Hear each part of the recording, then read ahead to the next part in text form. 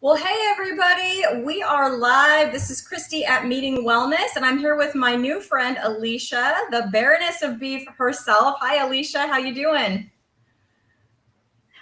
Hey, Christy, it's wonderful to be here. How are you? I'm doing great. It's fun to see you in person because we've chatted back and forth during chats on lives like this a lot. And we had quite a long email string, didn't we, to get here? I'll say this evening, but for you, it's this afternoon. Yes, we sure did. Working out the time difference, we got there in the end. So, yeah, it's great to be here. I mean, we're two intelligent women. I think we're both in our 40s, and how many tries did it take us to like work out the time difference between the West Yeah. Coast of the US and Australia? But look, we did it. We found a time when we were both available, and here we are. So I've been watching your channel quite a bit. You have a great channel. You're like one of the most encouraging people. I don't know if that's a mission you have or if that's just kind of naturally comes out of you, but you're super encouraging and super positive. But one thing I'm not too sure about is like your journey. So, where did you start? Why did you start this crazy carnivore thing? And what benefits have you noticed from it? Sure. Well, I definitely thought that carnivore was crazy in the beginning. I thought that I'd never heard of anything so insane as only eating meat and animal products. But the way that I came into carnivore was through keto, like so many of us do, finding our way along the ketogenic path. Yep. And so I researched keto because I have an incurable invasive uterine tissue growth condition called adenomyosis, which is like endometriosis. It's basically the ugly sister of endo. So you have tissue that breaks through and grows where it's not meant to. And for me, it had caused me to be on massive amounts of opioids, CBD oil. I was on daily opioids for almost 10 years. That's really Wow. taxing on the liver. Yeah. There were days where I would even struggle to walk. I would be lying in bed wanting to throw up, just in agony. And it just got to the point where I was so desperate that I ended up at a hospital getting a consult to get a hysterectomy because I was like, I don't know what else to do. And that's a pretty big life altering decision for a woman. I've had And one. I know. you have, yeah, Yeah. Yeah. We can yeah, talk about that later, but yes, I have. yeah. So you would know, there's a lot of Mhm. thought that goes into it, and you've got to weigh up the pros and cons. And I found when I went to the hospital and had my consult that they weren't listening to me. They were trying to push me into a surgery that's kind of the step before you have a hysterectomy, which essentially just cauterizes all the tissue inside your uterine wall. And I'm like, I want to get rid of it. I don't want it trapped there. You're not listening to me. No, I don't want this. And I remember how frustrated and upset I was when I left the hospital. And I was like, no, I'm not going to leave my health in somebody else's hands that is not invested in me and doesn't care. I have to be my biggest advocate in this situation. So I know that nutrition is so powerful. So I went online and I was like, look, I'm going to look at nutritional protocols to see if there's something I can do, anything I can do to help myself. And keto kept coming up for things like endo, adeno, PCOS, um, sort of really targeted at gynecological conditions. And so I was like, look, what have I got to lose at this point in time? Um, so I'll give it a go. And I started doing what we do and cutting out certain foods and adding ones in, and I did experience some relief, um, but it just wasn't enough.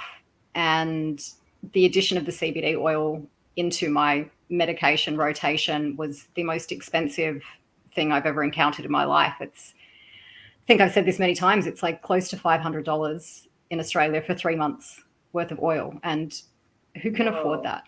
Nobody. Nobody, not me. Not in the Yeah, teacher unless you're a salary, millionaire. no. Right? I'm a retail worker. I'm a student. I'm studying a diploma in nutrition. I can't afford these things. Yeah. So I was like, I need something that really drills down and distills my diet. And so I got back online and I was like, what else can I do? Like, there's something to this ketogenic protocol, but I need to go deeper. And I started seeing videos from people like Michaela Peterson and Dr. Sean Baker and starting to read people's stories in these communities. And I was like, this cannot be a freak coincidence. Something is happening for these people when they distill their diets down. But as I said, I thought it was crazy. I was like, how? How are you going to go to the toilet? Like, how do you poo? How Yep. can you thrive only eating meat and animal products? But I was like looking at all these amazing, happy, healthy people. And I was like, you know what? I'm going to give this a go. And my giant commitment to carnivore at first, because I was so hesitant and I was naturally skeptical. I think a lot of us are in the beginning. I was like, I'll do it for a week. and and so I did. And within 7 days, I had stopped taking all my pain medication. Wow. In a And week? That's in fast.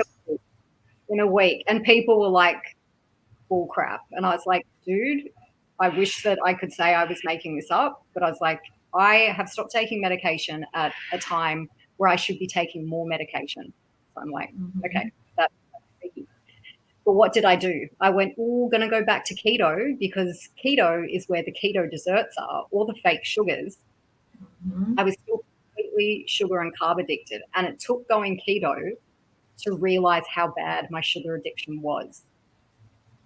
Because you rip out all the sugars, but then you make all these sort of chemical cocktail Frankenstein foods because you're trying to mimic your standard diet from before.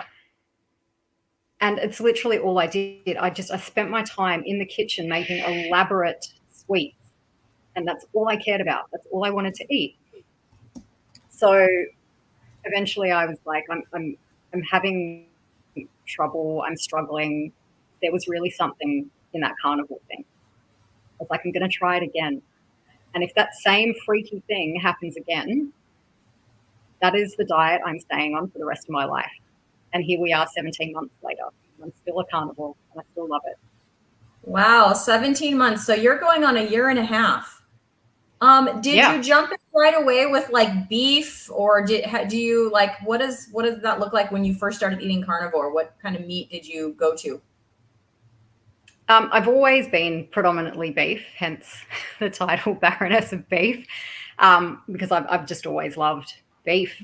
But I kind of just experimented with different things. I was eating a lot of pork in the beginning, some chicken, but it was a lot of ground beef, a lot of steaks. I was still having cheese, butter, eggs. So I didn't, when I started, I wasn't cutting things out at that stage. Down the track, I did end up trying Lion Diet, and my body absolutely loved it. I've never had such low inflammation, such clean energy.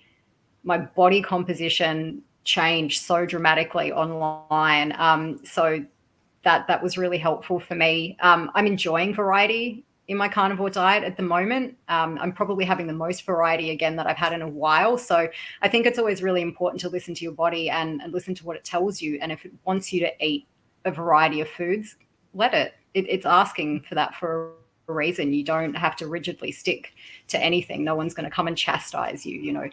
Um, and that for me, it provides the interest to, you know, enjoy my meals, because I kind of I got to the point where, and a lot of us do, that food isn't an event anymore. And it's not that you're not enjoying what you eat, but there's that sort of fetishism and ritual around it that kind of gets removed because it's fuel, which it should be. Mhm. Yeah, absolutely. So I saw a video you did recently about the chicken that you made, and that's now on my to-do list. It was like a crumbed chicken or something. It looked so good, you Yes. guys. If you want a good recipe, go check that out. You mentioned in that video, I bring it up. I mean, I want to talk food later because we have some things in common, but as far as our likes and things like that. But I bring it up because you talked about letting your body talk to you. And I think at the beginning of that video, you were talking about like, my body is telling me I want chicken, like it needs chicken, like I'm craving chicken. And you said that's like weird for me, but my body says chicken, we're gonna go chicken. I've noticed that too. How long did that take you before? Because yeah, it took a little time, but my body talks to me now. Like if I need fat, my body says, go get a tablespoon of butter out of the fridge and I'll go do it. You know, how long did that take for your body to start talking to you like that? A long time. I come from a background of extreme dieting, extreme binge restrict behaviors. And I had done that over and over again for years and years and years, all in the pursuit of what I thought was beauty and thinness and all those types of things. If you can think of some of the most damaging things one can do to their body in the pursuit of that, I've probably done it. I've been on every diet known to man. I was a raw vegan at one stage. That was like the saddest time of my life. I spent so much time making the most disgusting cheese out of bizarre things in the kitchen. Just I was so bloated. I was so miserable. But again, you know, you try everything. So I had a lot of hormonal damage, and I had no idea when I was full, when I was hungry. And as in the beginning of Carnivore, yes, Jerome, raw vegan is awful. I couldn't understand why I couldn't stop eating, because I had such a restrictive mindset. But it was my body saying to me and signaling, going, hey, for once in your life, you're actually nourishing me. You're actually protecting me. You're actually invested in me. I need you to listen to that. And I found it really confronting. And people talk a lot about priming in the carnivore space, which is an incredible hormonal reset protocol. And for me, that was one of the most confronting things I ever went through, because I had no shut off because of that damage. So to really push through and allow my body to feel safe enough finally to be fed, I fat restricted for so long, because I was told that high carbohydrate, moderate protein, extremely low fat was the way to get the body that you want. And I can 100% tell you that is not true at all. So now my signaling is so clear. And if my body's like, more fat today, that's what it gets. And I don't ever push back against that. I'm like, it's there for a reason. That's why I say listen to your body. Yeah, absolutely. So this is Nicole, former fat girl Nicole. She says that she was vegan for 4 years, but she never made it to raw vegan. Puke face. Be thankful, Nicole. It was not a good space to be. Seriously. Well, hey, there's several people in chat that have said hello, so I just want to bring a few of those up. So we've got, this is Rick. What? No duckies? No, Bye, Rick. And I've been reading through the chat, and you're going to let your little ducky go because you're getting a tomahawk ribeye. Yeah, tomahawk ribeye beats, I haven't even tried one yet, but yeah, beats ducky anytime. Set the ducky free, Rick. That's funny. And then I put this up earlier, but just so you make sure to see it, Sandra says, a fellow Aussie. Yay. Hi, Sandra. Awesome. Carrie at My Metamorphosis. Hi, ladies. Hey. Hi, Carrie. Hey. And then from England, the Cast Iron Carnivore. Hey there. Good morning for you. Hi. I think I just subscribed to you too. Oh, that's awesome. Yeah, it's evening for me. It's morning for Cast Iron Carnivore, and it's afternoon for the Baroness of Beef. So we're just all across the map. Yeah, as proof, it's evening for Renee too. Hi, Renee. Yes, it's evening for us. Hi, Renee. And this is David. So he says, hi, all. He just popped in. So, hello. Hey, David. Well, I've seen too on your channel talking about weight gain on Carnivore. Did you start off like overweight and then lose weight and then gain? Like, how did that, what's your weight loss journey been like? Because I've experienced some weight gain on Carnivore as well, but I think it's a lot of muscle. Like, my pants still fit. At this point, I'm just like, oh, my pants fit. I'm good with it. You know, but it's a hard pill to swallow sometimes when you've been starving yourself, because I did some pretty crazy, I never did raw vegan, so not that crazy, but I did a lot of starvation things and reducing calories, just being starving myself to try to get thin. And so when you're in that mindset, watching the scale, I mean, I weigh myself several times a day sometimes, just constantly watching the scale. So yeah, then it's hard when you see the weight, like you've lost weight, like I lost a little weight, and then, you see it go up. At this point, I'm in a good mental space and it no longer bothers me. But I was just wondering how that's gone for you. Yeah, so I was definitely a gainer, and I gained around 6 kilos very quickly.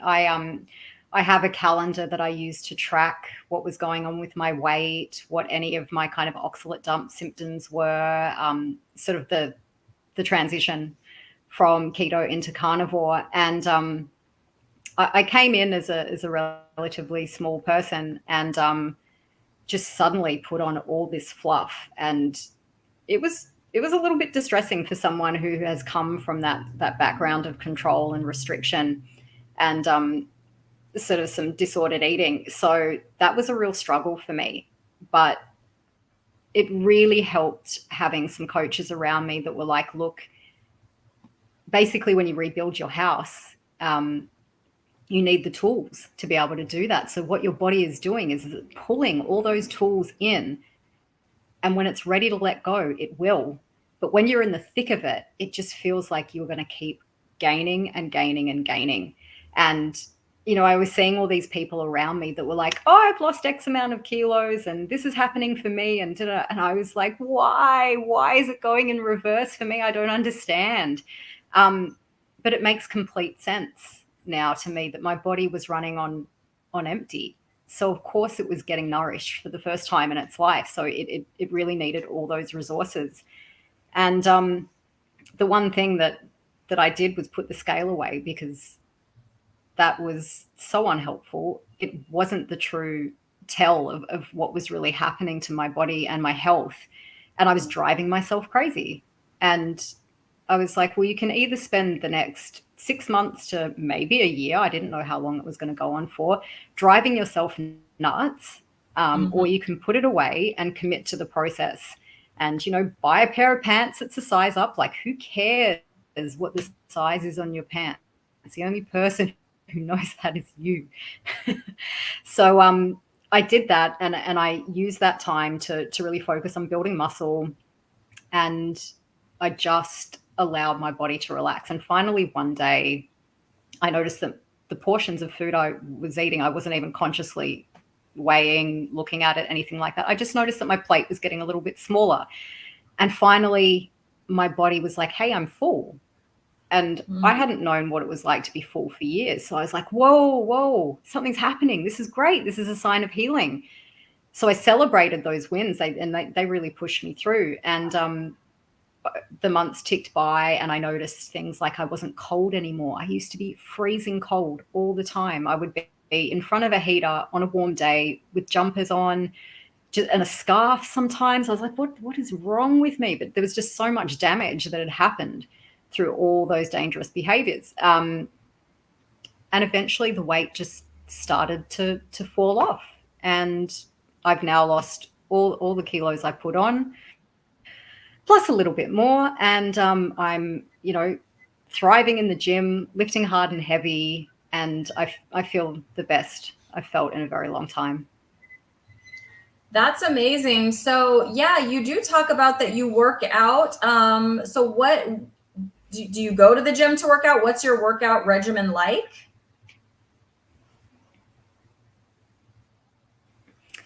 So now I train, it's usually 4 days a week, and I don't do any cardio activity whatsoever apart from maybe going for a walk in the sunshine.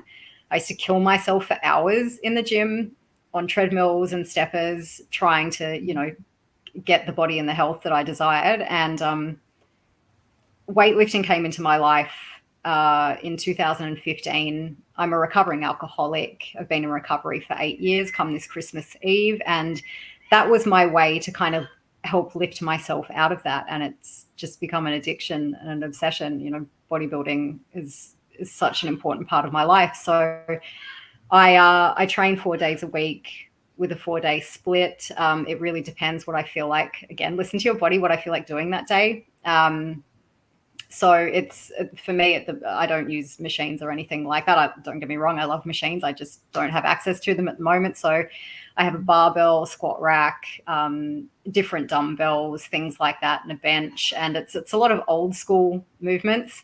And I love it. I absolutely love it. And to, as a woman, to weightlift and to see your physique change and to build that beautiful sculpted muscle, that is so empowering to me. It's like my body armor. It makes me feel like Wonder Woman. It's like my body armor. I love that. That's so awesome. Yeah.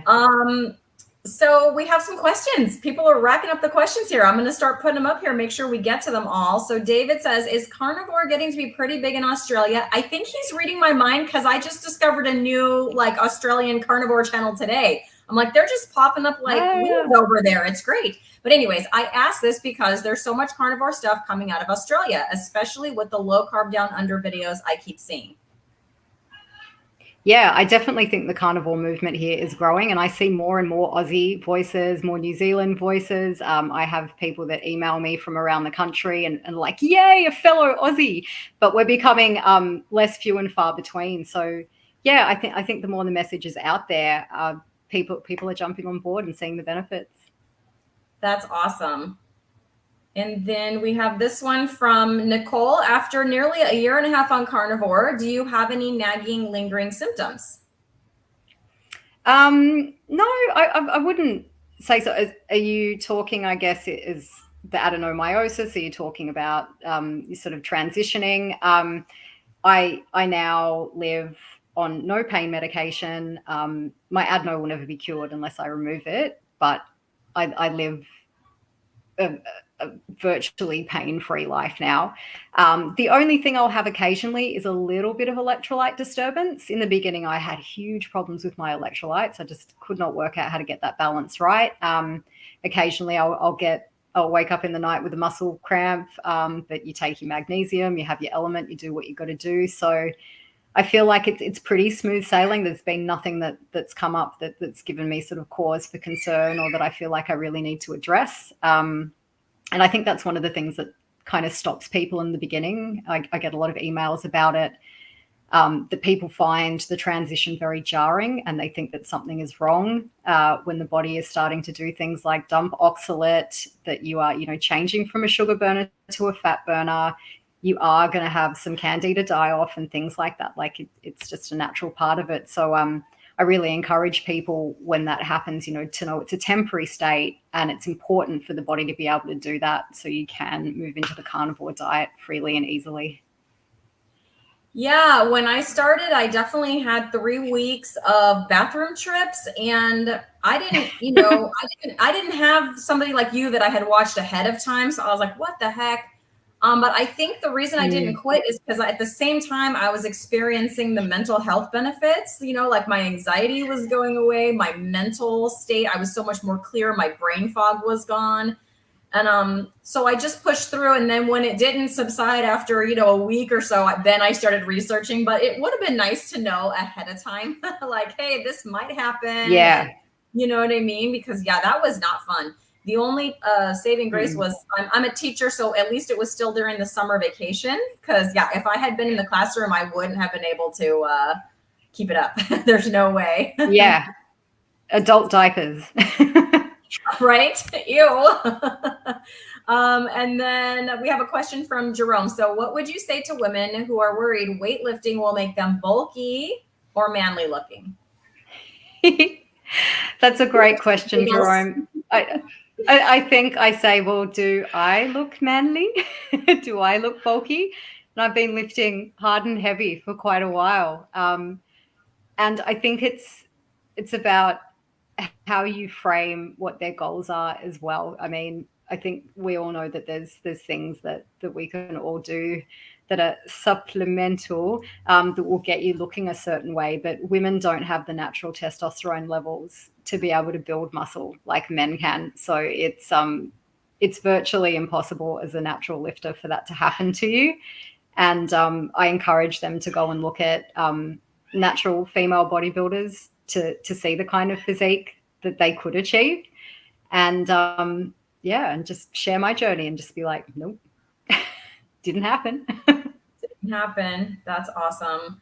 So I'm pretty sure this is some kind of a joke, but she said, Alicia, do you also have a degree in walking or pace counting like Jerome? And then he said something back. It's kinesiology. Thank you very much. But I did want to bring up, you said you're going to school. So can you tell us a little bit more about that for nutrition, you said? Yeah, so I'm studying to be a clinical nutritionist and I'm having the time of my life. I never thought that I would go back to studying in my 40s. I thought, hey, you do all that in your 20s, that's over. But I looked at my life one day and I was like, this isn't good enough for me. I'm not 100% happy. Yes, I have a job that puts, food in my mouth and a roof over my head. And to be fair, I do like my job, but I really wanted to do something more. And I've always felt like a natural empath and someone who wants to help people. And I love health. I love fitness. And I was like, this only makes logical sense. What are you doing? What is it that you want to be doing with your life? And 2 seconds later, I was enrolled in the diploma. So in about a year's time from now, I'll be able to safely and clinically consult clients. And I can't wait to be able to offer those services. That's amazing. We will definitely be here cheering you on and watching you do that. That's really awesome. Yeah, I need to talk to you about some workout tips later. And then this must be something to do with music. Like, I'm out of the loop. I don't know. But Carrie says, are you going to Knot Fest? Wait, no, I'm not. Yes. No, I'm not, Carrie. That's fine. I'm doing it wrong, I'm sure. Fingers. Yeah. That. No, I'm not, sweetie. I haven't been to live music for quite a while, but it was such a big thing of mine. I was actually the front woman for a metal band back in the early 2000s, a little dinky Australian band. Yeah. Yeah, so music's always been a big part of my life and I love it. And it's particularly important to me when I train. The type of music can really get me into that zone, get me into the pocket. And it really influences, and to a point, it can make or break a workout for me. So no, I'm jealous. If you're going, please take photos and let me know how it is. Oh, that's awesome. Okay, sorry, I lost track of there we go. Okay. So I wanted to talk to you a little bit about our favorite foods because I've been watching your shorts and it's to the point now where people are almost like, yes, Christy, another picanha, we know. But I'm like, I saw your short and you're like, picanha's my favorite. And I was like, yay. Yes. So talk about picanha for those in the chat that might not know, like as if I didn't talk about it every day, but whatever. Talk about it anyways, Alicia. Yes. Oh my gosh. Definitely my favorite cut of beef. And it's just that fat cap. Like there's nothing quite like it. And yeah, that was a game changer. Like I was so hung up on that I must eat ribeyes and or Scotch fillet as they're called here in Australia. And that was deemed the best cut of meat for the fat to protein ratio. And then I went to my butcher and I was like, ooh, what is that? And he's like, oh. And so I went home and I was like, how on earth do I cook this giant slab of gorgeousness? And so I just slice mine kind of thick and then into bite-sized pieces and I air fry it because the fat just gets so crispy and the meat is so juicy.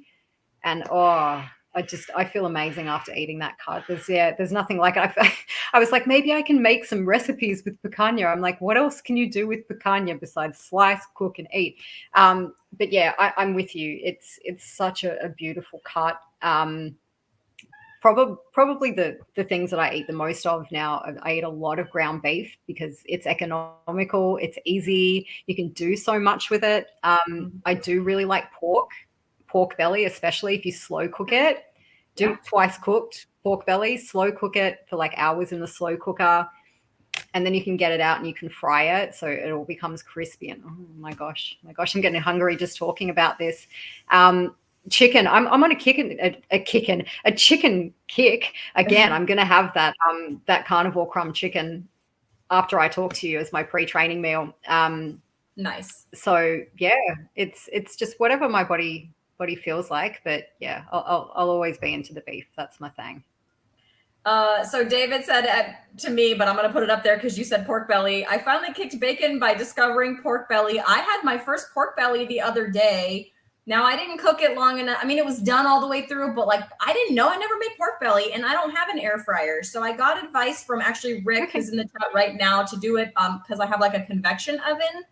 I think I just didn't do it long enough. I mean, it was cooked through. It was good. But in the comments, people were like, you got to get it crispier. I was like, okay, next time I will get it crispier. Yeah. It's all about the crackle. Yeah, it was good though. And then the leftover one I cut up and then like put it in a skillet, and then it got all crispy, and I put some scrambled eggs with it. And I saw you eating that too. And I was like, hey, that's just what I had the other day. So yeah, Yay. Really good. Yeah, David, I don't blame you one bit. Although I have not kicked bacon, I'm still gonna eat bacon. I'm just gonna add pork belly sometimes. It's a great alternative for people that have issues with bacon. Yes. That can't handle if there's seasonings or anything else that's going on there. And yeah, great alternative. So you said for your picanha, I know I'm back to the picanha, but you said, what else is there to do besides slice it and cook it up? Well, I'll tell you, I cook it up and then I slice it. So I cook it as a roast. Lather it with smoked salt. I rub the smoked salt in, and then I rub butter all over it. And then in the oven it goes 500 degrees, 5 minutes for every pound. So if it's like 2 pounds, that's 10 minutes. And then just turn off the oven, but don't open the door, and just let it sit in there for an hour and a half to 2 hours. I mean, it'll change your life. Then slice it up. Try it. Let me know how it goes. But when I get my air fryer, an air fryer is on my carnivore to-do list. And when I get it, I'm going to try it your way. I'm going to cut it up and put it in there, because that looks let me know. Good. So you said ribeye is called a Scotch fillet.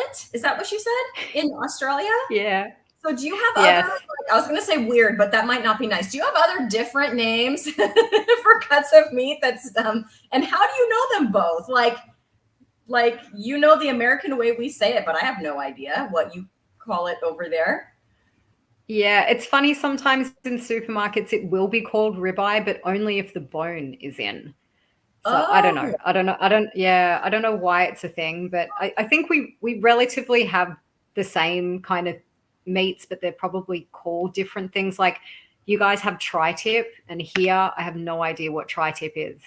So yeah, it's kind of fun though. I always enjoy going into the supermarket or wherever and looking at different things that I haven't tried before, and researching how to cook them and stuff like that to maybe have a different flavor profile or add some variety. But yeah, Google's an amazing thing. So Sandra says, yeah, it is an Aussie porterhouse is a New York strip. Yes. So that's one. Yeah, when we have bone-in rib, there's like ribeye or bone-in ribeye. They just call it bone-in ribeye or ribeye. I like the ones with the bones in them now, because I used to think in my old life, I did always love steak and I did always love a good ribeye.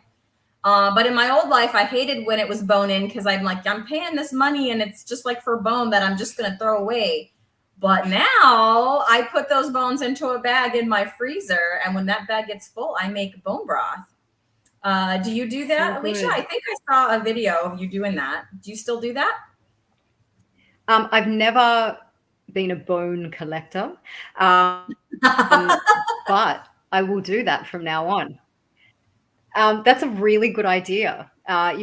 Using all the parts of the animal. Usually I just go and buy like beef bones from my butcher, and that's how I make my bone broth. But that's a wonderful idea to reuse those parts. So I'm going to try that, and I'll tell you how I go. Yeah, let me know how it goes. I didn't get to watch your video. I saw that you do it in the slow cooker, but I just saw the title. I do mine in the Instant Pot because it's fast. And the only thing I put in there is the bones up to the fill line, water up to the fill line, a little Redmond's real salt, and some apple cider vinegar, a couple tablespoons, because that acid like helps pull out all the stuff from the bones. And that's it. That stuff is delicious. I used it the other day for a base for some carnivore chili, which had been on my carnivore to-do list, but I cooked that chili up. Oh my gosh. Even my husband, I point that way because that's where he is. Even my husband ate it, said it was delicious, said I should make it for company, and he's eating leftovers of it, I think, right now. So yeah, that carnivore chili with the bone broth was legit. It was good. Ooh, I'm going to try that. Yes, that sounds amazing. Hi, Lindy. I just popped her up there. I think she's in Australia as well. So Hey, hi, Lindy. Welcome in. She's going to be on my channel. I forget when we scheduled Lindy, but stay tuned because she's coming on too. So yeah, welcome in, Lindy. And the other thing I wanted to ask you about is like on your channel, why did you start a channel? Because that's kind of a different thing to do. I never would have seen myself starting a channel, yapping up here like I know what I'm talking about. I would have been too anxious. I would have thought like, I don't have any authority. Like I don't have a nutrition degree. I could teach elementary schoolers how to do math. That's my expertise. But to be here interviewing people, like I'm not a professional journalist, interviewer, nutritionist, doctor, none of that stuff. And yet here I am doing this. But why did you decide to start your channel, and what are your goals? Look, it was kind of on a whim, and I think because I felt so passionate about my journey and what had happened to me, I wanted to share that with people because, again, you know, a big part of who I am is wanting to help and wanting to heal. And if my story could help somebody else, then that would be amazing to me. So I thought, why not? You know, people seem to be having this amazing time communicating what they love, what they're passionate about. Why don't I dip my toe into this space? And I may not seem it, but I'm an extremely anxious and nervy person too. And it's, you know, YouTube is the Wild West. Putting yourself out there on a public platform, it can be very confronting at times, and some of the stuff you'll face, but sometimes you've got to feel the fear and do it anyway. And so I did, and I uploaded one video and it went berserk. And I was like, okay, you're doing what you're meant to be doing. And that's how it started. And I think the point of difference, I guess, about my channel is my journey and the type of content that I share. It's kind of titrated, you'll see in my shorts, between me being absolutely ridiculous and amusing myself mostly. And then on the other side, there's some pretty serious, semi-heavy content, and it's me basically putting myself out there very, very raw and very honestly. But the response from that and the way it opens up a conversation for the safety to be able to talk about these things, that's what I'm there for. And sometimes I'm in tears reading through the comments because people allow themselves to be so vulnerable and allow themselves to be seen, and to share those pieces with you, it's such a privilege.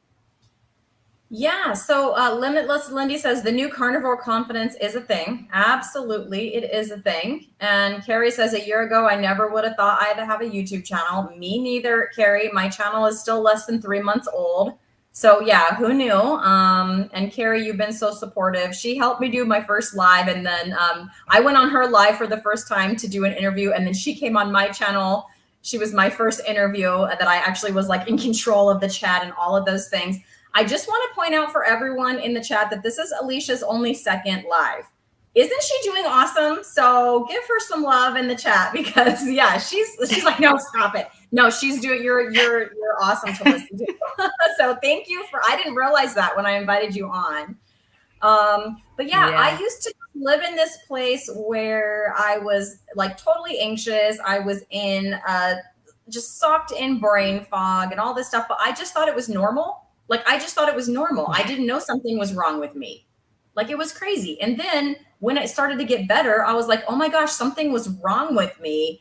And now I feel great. And then that kind of led me, along with some other factors, you know, to like, well, let me just put it out there, because if this helped me feel this good, maybe it can help somebody else. You can't see my transformation on the outside, or not very much. So if I don't open my mouth and talk about it, no one's going to know. And then, like what you said about the chat, you start getting these the comments. You start getting these comments like, you could be describing me. And I'm like, seriously? I'm not the only like anxious 48-year-old teacher. Like, there literally be people going, I'm a teacher too, and I'm also 48, and I'm experiencing these same exact things. And oh my gosh, like so it's not only am I putting my story out there in the hopes of helping somebody, but them interacting back with me is like, it just creates this little community, and it's so affirming. And I say it all the time, oh, I'm not alone. Oh, another thing I'm not alone about, which is just, you don't feel so, like an outlier, you feel like you belong. And so I'm just totally enjoying that. So, yep. Alicia is amazing. See, Alicia, I told you. Christopher says thanks, Nicole. Alicia is doing great. Hey, Christopher. Thank you, sir. Absolutely. Oh, Nicole is coming to California next weekend. Nicole, I'm going to message you. I hope we can meet up. That would be amazing. I love Nicole. So I just wanted to talk to you a little bit about, like, when you're doing your videos and you have your short content and you have your long content, and some of them are silly and some of them are serious and some of them are cooking. Like, did you plan for your channel to be like that, or did it just kind of evolve that way? Because like for me, I'm doing cooking videos, and what the heck am I even doing? And like now I'm purchasing equipment for my kitchen. Like, who even am I? So yeah, how did that go for you? Yeah, there was no kind of thought of the tone of the channel. It just kind of organically evolved that way. And I think it evolved that way because everything you're seeing is me. And it's who I am. I'm very vulnerable, and I allow myself to be seen that way, but I'm also a giant kid who loves to have fun. I mean, I'm a cosplayer, for God's sake. You've got to be a big kid at heart for that. And humor is part of my life and kind of part of the Australian culture. We're big on joking around and having a laugh and not taking ourselves too seriously. I think, the world can be a very serious place. And I think sometimes in the carnivore space, it gets a little bit, it kind of slides into a space of like, come on now, like, that doesn't need to be the dissent and the kind of, it's often like warring factions between people that will include seasonings and people that don't, and people who drink coffee and da-da-da. And it's like, at the end of the day, why should that matter? If someone is choosing to take care of their health in a ketogenic way, like, shouldn't we be supporting that? Shouldn't we be uplifting each other and, creating spaces where you can have that kind of free dialogue and share ideas? And the carnivore community is largely about connection, because I've said it before, how often do you walk down the street and meet another carnivore? It's pretty dang rare, right? So the way that we connect is through platforms like here, through Facebook support groups, and we share ideas, we share our experiences, and I think it's so wonderful to see those conversations growing louder and louder. Yeah, the same. So we have another question here from Nicole. Alicia, are you familiar with the cosplay YouTuber and personal trainer Michelle McDaniel? I surely am. She runs a channel called My Thoughts Will Probably Offend You, and it's brilliant. I love her. That's awesome. So tell me a little bit more. So I do not do cosplay at all. So can you tell me a little bit more about that? Like, I don't even have an intelligent question. That's how little I know about it. So I'm just going to say, talk about it, please. It sounds like fun. I don't know if you need it. I don't know if you need an intelligent question to preface that with. Look, it's adult dress ups on steroids, basically. Okay. It's, adult fancy dress. So the idea of it is, emulating a character that you love from, film, TV, a book, pop culture, all those types of things. Cosplay, I mean, I've always loved to dress up since I was a kid. I was like the one putting on your mum's bra and like stuffing it with tissues and putting on like 10 skirts and scarves and dancing around the house. And I loved that type of stuff. And if I could, wear a costume out instead of clothes, I would do it as a kid. I gave no shits. And as an adult, I found that it was almost like being able to step into, a hyper reality for the day. It was like a holiday from just being Alicia. And I could become something else that people were like, whoa, that's amazing. At conventions, you have children coming up to you just like in awe of you, like you are their superhero. And it's a beautiful feeling. And there's something really satisfying about cosplay. It's about detail, and it's about really nailing aesthetic. And that being said as well, anyone can cosplay. And I love that it's so accessible to anyone. So I've always been a creative person. I've been a makeup artist since 1999. I got into that because I love makeup, and I wanted to create my own special effects and learn how to do prosthetics and things like that. And that creative element has really worked for me in cosplay terms of, teaching myself how to do different prosthetic bits and pieces, or, sew very, very badly. I suck. I'm terrible at it. I wish I was better. So I have all respect for people that can make these amazing creations from scratch. So yeah, best way I can put it, adult dress ups. Yeah, that sounds like a lot of fun. I mean, seriously, you're talking about all that stuff. The only thing I did as a little girl was I would put on my mom's high heels and clomp around the house. Yeah. Oh, I for sure did that, and she would get real mad. My mom is not very girly. I think she had one pair, so she didn't want me to ruin them. You know what I mean? I would totally do that. There's another question here for you, and it kind of hits home with me. I'm going to put it up in a minute, but I'm actually taking a nutrition class right now, just one class. I'll come up out of it with some kind of certificate. Honestly, I don't know what the certificate's even called, but it has to do with, nutrition and chronic disease. It is basically the name of it. But it is very anti-meat. It is very pro-vegetarian. They must say that recommendation 87 times in that, because it's basically, it's instructor-led, but it's like reading, and there's like a discussion board and like a test for each chapter. So you kind of do it on your own. Oh, you can best believe I'm in the comment board, commenting out about, my point of view on all of that stuff, and how beef is not bad for the planet if it's raised sustainably and regeneratively and all of that stuff, because yes, according to them, beef is killing the planet. And so I hear this question loud and clear. He says, regarding nutrition school, how do you deal with a curriculum that pushes heavy carbohydrates, grains, lies about red meat, when we all know that a very low-carb keto diet is very healthy? Pretty much, I just tick the boxes that I've got to tick to get the certificate that allows me to coach in the carnivore and keto space. I have tried to gently rock boats before. It changes nothing in the context of a university. They don't care. They want to communicate things like the healthy plate, which is probably one of the most atrocious things I've ever seen in my life. That, of course, I'll be like, this is the best thing ever. I would recommend X, Y, and Z for a client. No, I wouldn't. When I'm off on my own, I have that certificate in my hand and be like, I'm going to do whatever I want now. There is no keto nutrition diploma yet. You kind of just have to grit your teeth a little bit and just know that you don't have to agree with anything that's being said. You're doing this for you, and I just tick that box, send the assignment. Yes, ma'am. No, ma'am. Thanks. Yeah.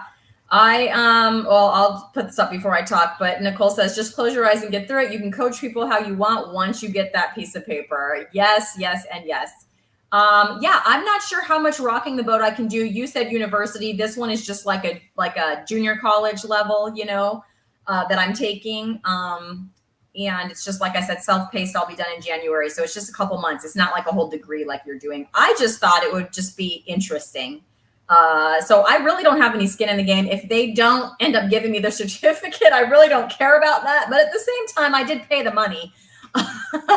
But I don't know how much I can rock the boat. I will say the comments that I put in so far, whoever the teacher is has not chimed in at all. Neither have any of the other students answered that.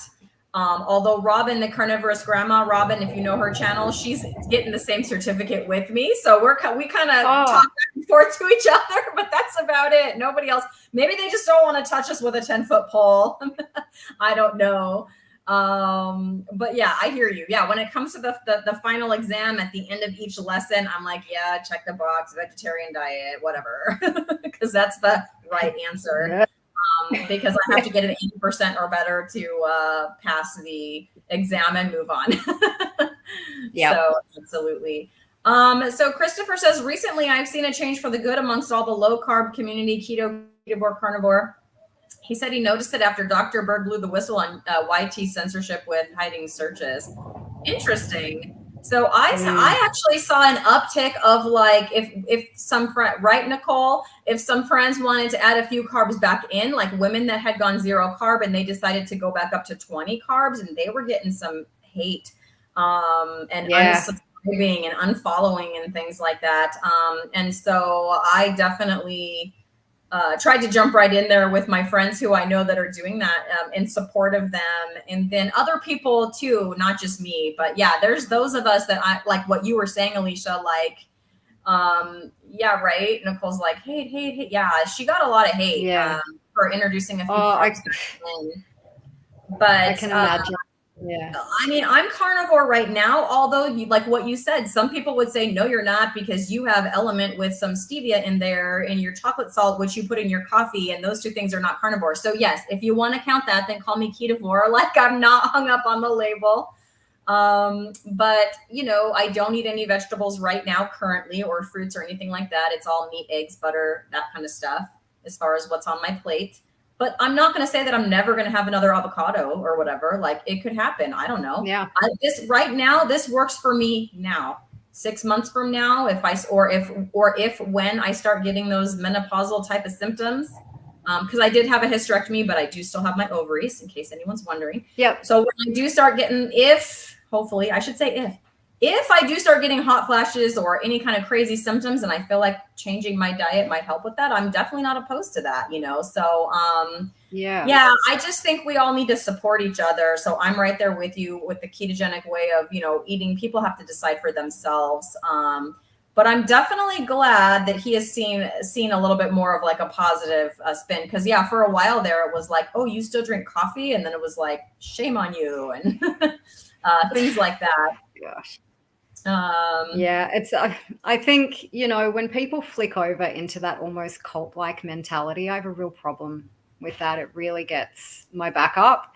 And it's the narcissism of, who the hell are you to tell somebody what they can and can't do with their own body and what they choose to put in their mouth? And it's like, you don't graduate from Carnivore University, and, you know, there's it's just like, why are you gatekeeping? Like, why does it bother people so much about what goes into other people's mouths? I'm just like, is that person healthy? Are they happy? Are they a good human being? Then shut up. Right. Yes, exactly. So, yeah, I put this up a second ago, but I'll put it back. So Mama Cracker says, my dogs are carnivore, but sometimes they chew on grass. Yeah, you're not wrong. And then Carrie says, my cat chews on grass on occasion and then throws up. Yeah. If I eat lettuce, I might throw up too. I don't know. But my cat, yeah, the first thing she does, she's an inside cat, but she continually tries to escape. So the very first thing she does, the reason she doesn't escape and like get away, is because she makes a beeline for the first plant she sees and starts chewing on it. And then that's how she gets caught and brought back in the house. And so you're not wrong, Carrie. And she must have an iron stomach because she never throws it up. Whatever it is must not be poisonous. I don't know.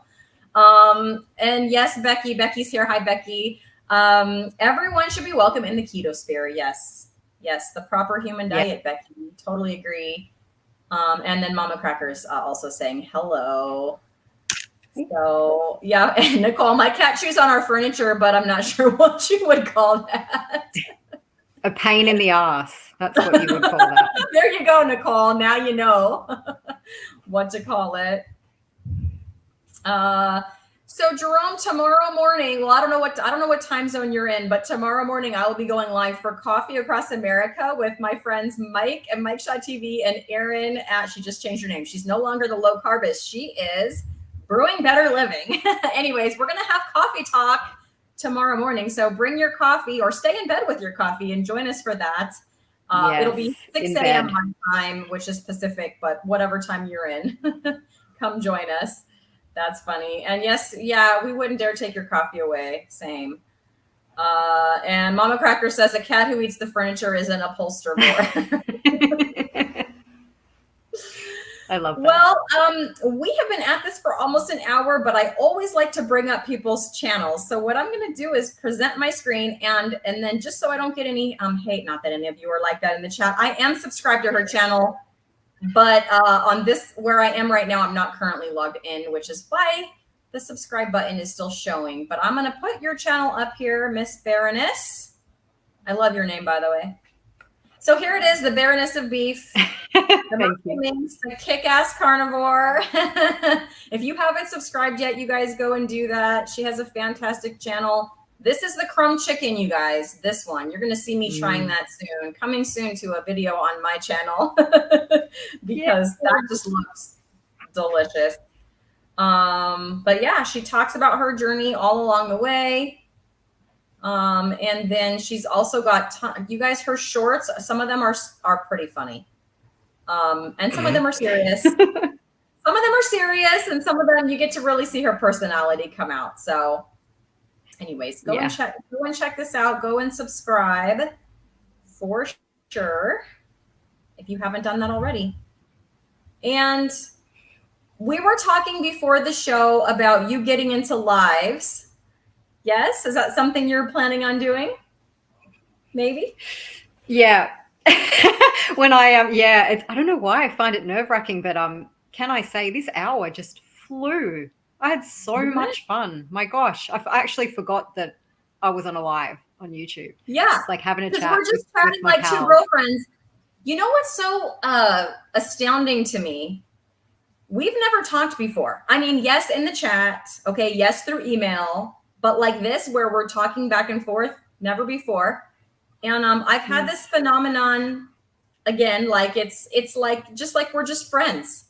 You know, like we're just old friends. I mean, yes, we're friends, but we're new friends, but it doesn't feel like we're new friends, if that makes sense, you know? So, complete sense. Yeah. Absolutely. And Nicole, where is it? Oh, Nicole's encouraging you. Do it. Do the live. I have to learn.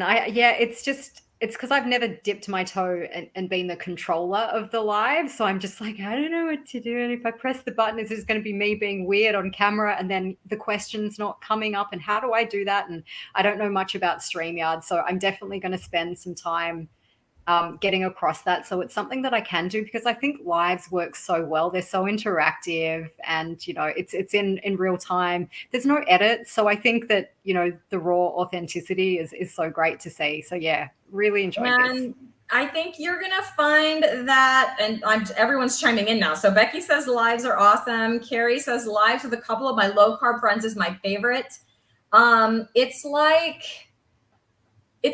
like everyone's kind of sitting down and talking, and like what you said, it's interactive because the people are in the chat. Even if I'm not on the screen, I love being in the chat and just, you know, chatting with everybody.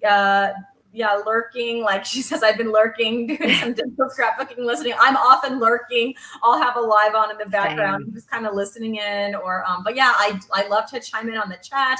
Sometimes I'll just get in a conversation with somebody, like a side conversation, and it's just like you're hanging out in your living room with all your friends. So I will tell you, I remember being totally nervous about it. I'm not nervous anymore. And yeah, Christopher says that you can do it. You can do it. Once you get used to the controls, there's really not that many controls. If you need help, I will help you. I know you said you have a friend that you already know who can help you, but I'll totally help you too if you if you need it. And yes, I'm Appreciate that. looking forward to them. I'm looking forward to them too. Lives are just a lot of fun. I don't know how often our schedules will coincide where we'll both be awake at the same time.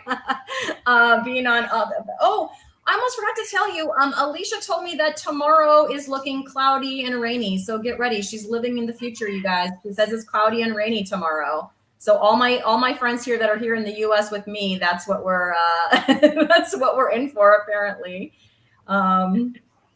And Becky says StreamYard is easy. Yeah, it's not so bad. I understand being nervous. You don't know where the buttons are. You'll fumble around a little bit. If you start getting a lot of people in chat, you'll lose your place. You saw me lose my place once or twice in this live right now. It happens. Yeah.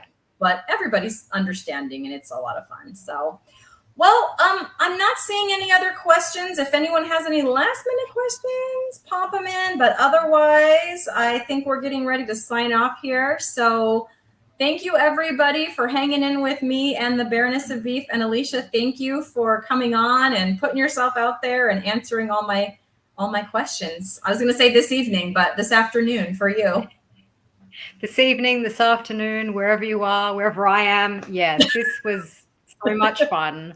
And yeah, I really appreciate you having me on.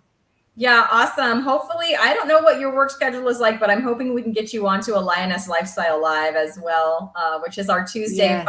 5 p.m. here, which is the same time. So I guess that would be Wednesday at noon for you, or 1 or something for you. But I don't know what your day-to-day schedule is, but we'd love to have you on. So hopefully we can work that out. Hey, Carrie, thanks. Yeah, Rick had an adventurous night. He got his tomahawk steaks and he let Mr. Ducky go. I hope you videoed that release, Rick. He released Mr. Ducky. So yes, that was awesome. Yes. All right. Well, I'm going to sign off. Good night, everybody. Bye. Bye.